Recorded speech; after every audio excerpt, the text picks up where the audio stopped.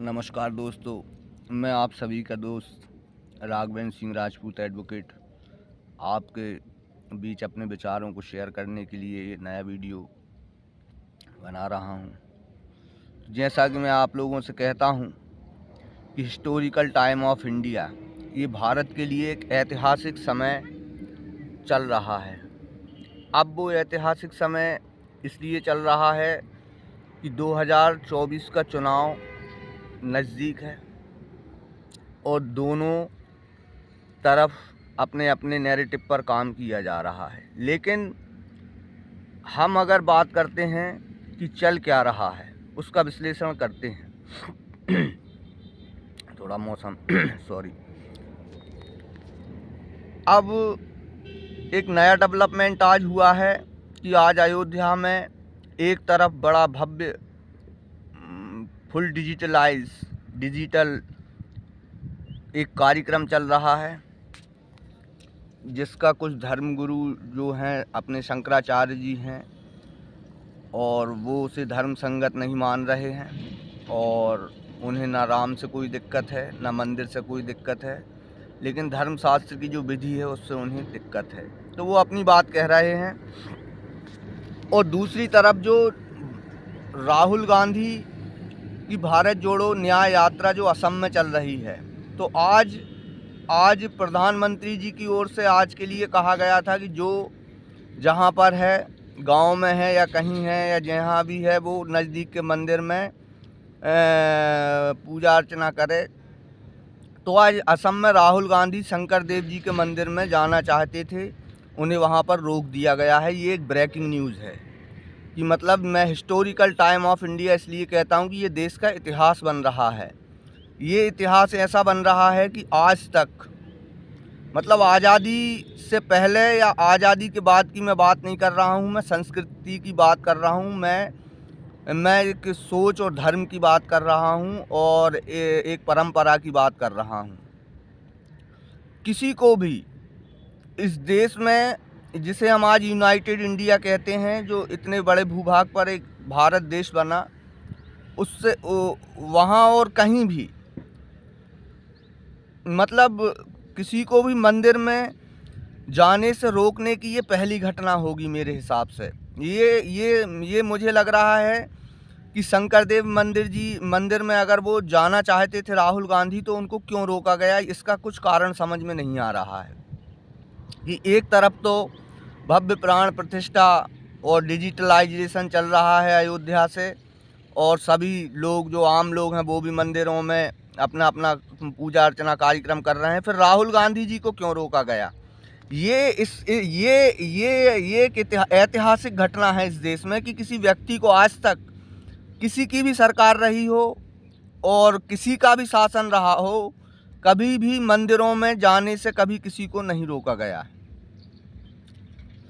तो ये आज की ये जो घटना है, ये हमें कुछ सोचने पर मजबूर करती है।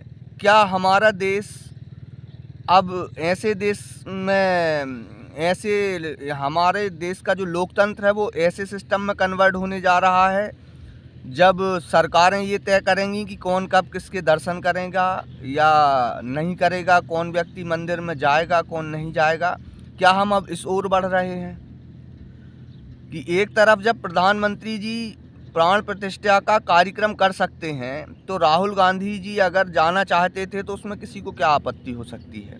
और अगर ये आपत्ति है तो इसका विश्लेषण सिर्फ एक ही हो सकता है कि कहीं कोई डर है कि राहुल गांधी जी जो न्याय यात्रा लेकर जो चल रहे हैं, और जिस तरीके से मणिपुर से के लोगों से उनको प्यार मिला, भरपूर समर्थन मिला, और उन्होंने अपनी बात उनसे कही और उनकी बात को सुना और उसका रिस्पांस दिया कि ये जो कुछ भी हो रहा है ये असंवैधानिक है, और जो हिंसा हुई मणिपुर में वो रोकी जा सकती थी। और उसके बाद मणिपुर से नागालैंड से अब असम, और असम में अब उन्हें मंदिर में दर्शन करने से उस दिन रोक दिया गया जिस दिन मंदिरों को लोगों के लिए खोल दिया गया है। एक हिसाब से अयोध्या में जो मंदिर के कार्यक्रम और की वजह से और सारी चीज़ों से मंदिरों को खोल दिया गया है कि लोग आएँ और दर्शन करें। उस समय पर राहुल गांधी जी को रोकना ये एक ऐतिहासिक घटना है और ये उस डर को बताती है कि जो लोग धर्म को इस्तेमाल कर रहे हैं राजनीतिक सत्ता प्राप्त करने के लिए, जो लोग धर्म का इस्तेमाल कर रहे हैं उन्होंने आज सारी सीमाओं को लांघ दिया है। वो अब सारी सीमाओं को लांघ चुके हैं और वो अब मंदिरों में जाने से भी रोक रहे हैं। तो इस पर सारे समाज को विचार करना चाहिए, हमें विचार करना चाहिए। जैसा कि आप जानते हैं कि मैं अपनी चर्चा के मध्य कुछ सवाल आपके बीच छोड़ जाता हूं। तो क्या आपको ये लगता है कि राहुल गांधी को मंदिर में जाने से रोक देना सही है? या अगर आप सनातनी भी हैं और आप हिंदू भी हैं या आप हिंदुस्तानी हैं, तो एक हिंदुस्तानी होने के नाते आपका जो व्यू है, क्या आप इसे सही मानते हैं कि उनको मंदिर नहीं जाने दिया, या आप इसको गलत मानते हैं? तो अगर आप सही माने या गलत माने, अगर आप अपना जवाब दे सकते हैं तो कमेंट्स के माध्यम से मेरे वीडियो पर दे सकते हैं। आपका जो भी जवाब होगा वो आपका स्वतंत्र जवाब होगा, लेकिन आपको अगर जवाब देना है तो आप कमेंट्स के माध्यम से दे सकती हैं। तो मेरे हिसाब से ना तो ये हिंदू धर्म के अनुसार है, ना ये किसी भी धर्म के अनुसार है, और ना ये संवैधानिक है कि किसी को भी मंदिर में जाने से रोक देना। ये अधार्मिक कार्य है, धार्मिक दृष्टि से भी अधार्मिक कार्य है और राजनीतिक दृष्टि से भी सही नहीं है और कानूनी दृष्टि से भी सही नहीं है। ये सभी तरीके से ये गलत है।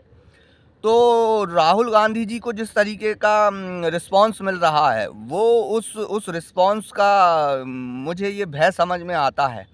क्योंकि इस बात में तो कोई डाउट नहीं है कि राहुल गांधी जी ने जो भट्टा परसौल में किया, जो भट्टा परसौल में जो किसानों के साथ जो घटना हुई थी, और उसके बाद इस देश का जो लैंड एक्विजिशन बिल, जो भूमि अधिग्रहण कानून बदला, और जो कारपोरेट ने अपनी चाल बदली है इस देश में, जिस कारपोरेट को किसान ने अपनी ज़मीन देकर मतलब फूला फला, किसान की ज़मीन लेके जो कारपोरेट फूला फला, उस कारपोरेट ने उस भट्टा परसौल आंदोलन के फलस्वरूप निकला हुआ जो भूमि अधिग्रहण कानून था, उस भूमि अधिग्रहण कानून का जो सुधार राहुल गांधी ने कराया, तो उस वजह से ये राहुल गांधी के साथ जो कुछ भी हो रहा है, ये कारपोरेट लॉबी और ये जो पूंजीपति लोग जो इस देश में धर्म का इस्तेमाल कर रहे हैं, इस बात को अब लोगों को समझना होगा। अब वो समय आ गया है कि हमको इस बात को समझना होगा। हमें पहले भी देश को हमने बचाया, व्यापार ने ही इस देश को लूटा है। हमेशा व्यापार